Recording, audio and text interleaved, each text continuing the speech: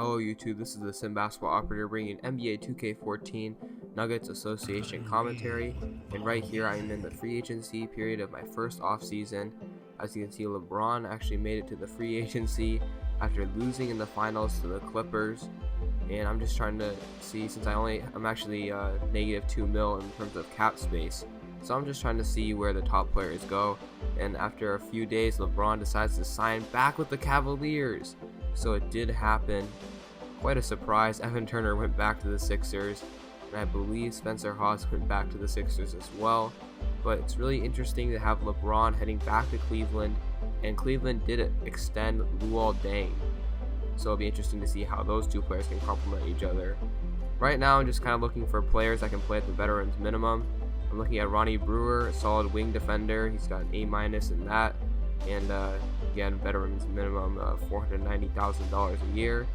And then I'm looking at a third point guard that can potentially sub in for an injured Corey Joseph or Ty Lawson.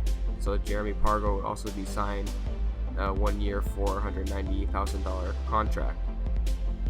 Now, most of the moves I did make were in the previous episode, were in the draft, so if you missed that, go ahead and check it out. I'll leave the playlist link in the description. Right now I'm sending Joel Embiid to Basketball 101.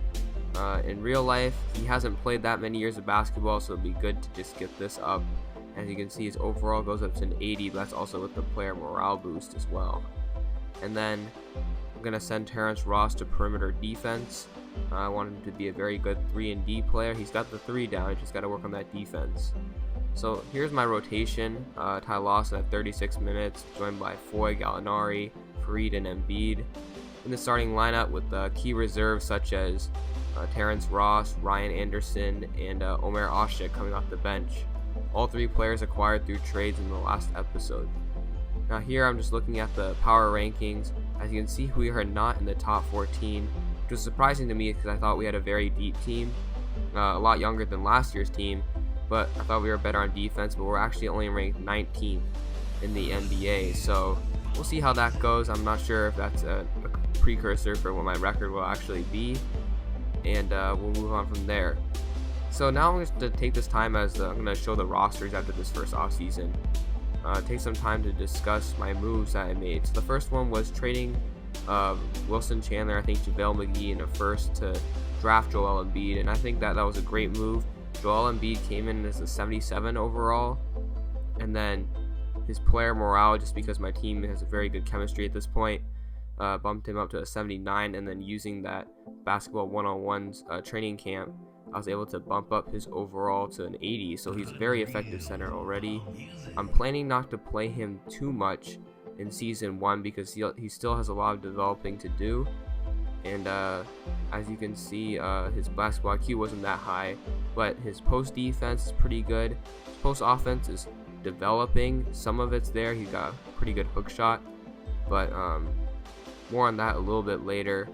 And then his rebounding does need a bit of work, but I think Kenneth Fareed, having him start next to Joel Embiid, also having Omer Asik backing him up, I think is a pretty good system for Joel Embiid to play in. So now the next thing I'm going to discuss is my 4 first-round draft picks I accumulated through those trades I made during the draft. And so the draft picks I think belong to the Nuggets, the Rockets, the Raptors, and the Pelicans. So that's a lot of first-round draft picks. I'm not planning to use all of them, especially since I seem to have a lot of my core in place. I could potentially already have my starting 5 with Ty Lawson at the point, Terrence Ross, who is going to currently start by coming off my bench as a 6th man, will eventually probably move into the starting 5 to join Danilo Gallinari and Kenneth Fareed at the forwards, and then Joel Embiid will be moved along slowly, but still be used in that starting center role.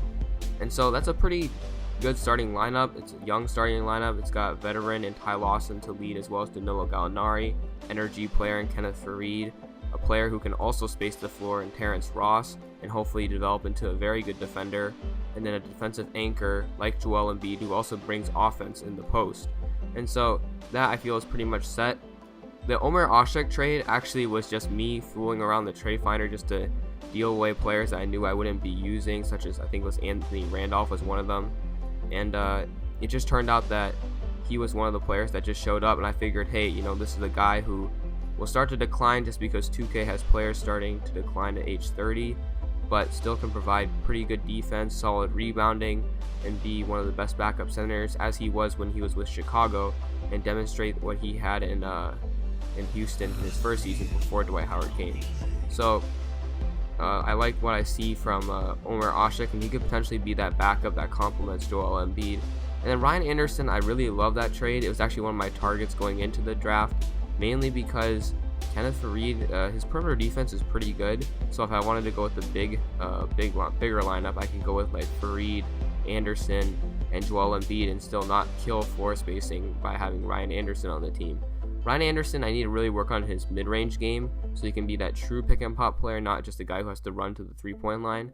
But he's also a pretty decent rebounder, and obviously his defense is going to have to improve.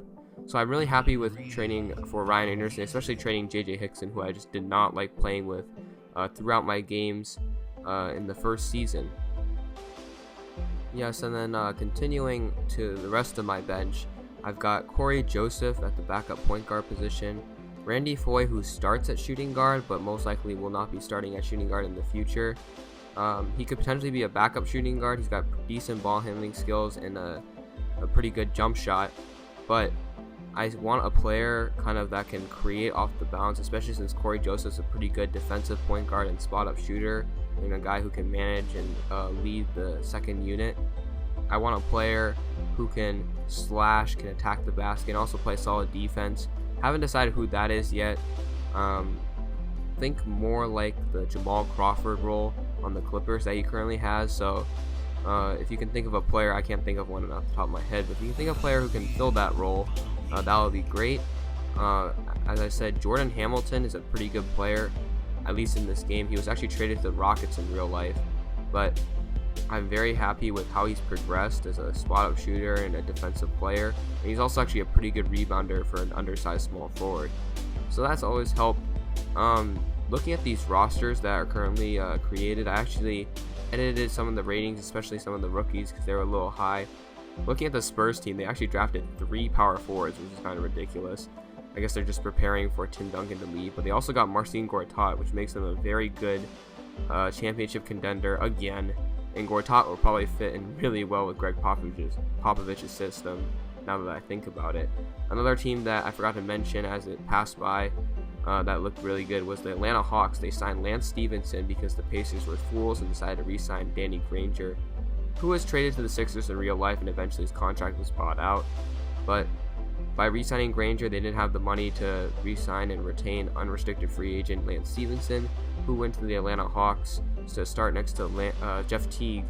And then they drafted Andrew Wiggins, if you remember in the draft video. It was actually the 10th pick, and he was a 75 overall, so that's a pretty good overall. I think like the 3rd highest overall in my draft class. And then he had I think the highest potential out of all the players in the draft class. So it was a bit surprising to see him fall to 10th. And so the Hawks now have Wiggins, Stevenson, Teague, and then can start next to Millsap and Horford. So things are looking pretty good for them. So yes, this is the Sim Basketball Operator. The next game will be the opening game of Season 2. Please leave any players I should acquire, and I'll see you guys in the next video.